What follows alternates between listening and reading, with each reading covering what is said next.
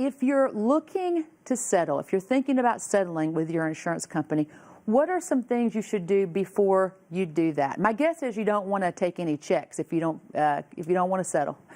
Yeah, that's true. I think the biggest thing and the most important thing is that you know the extent of your injuries.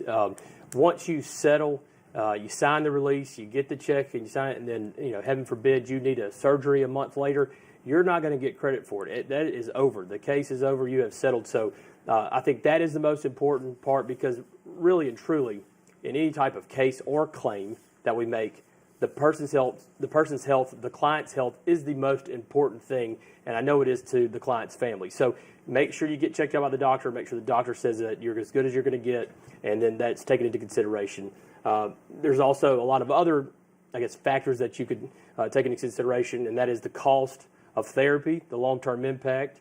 But you take all this together, and that really formulates what you're entitled to.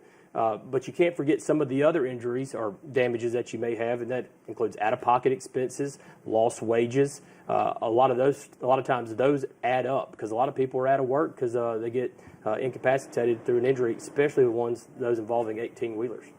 Now, when you're dealing with an insurance company, is there pressure sometimes to settle? Yes, absolutely. I think the biggest pressure is that clients get in wrecks, their cars totaled, and they can't get to work.